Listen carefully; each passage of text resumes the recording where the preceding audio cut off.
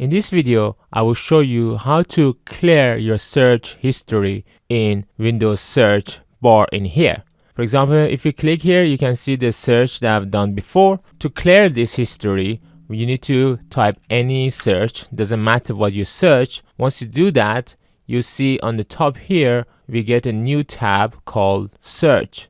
If you don't see this tab, you need to click in here or Control F1 to make this appear. Once you've done that, then you need to go to the options and then click on recent searches. And then you can see the option to clear search history by clicking on here.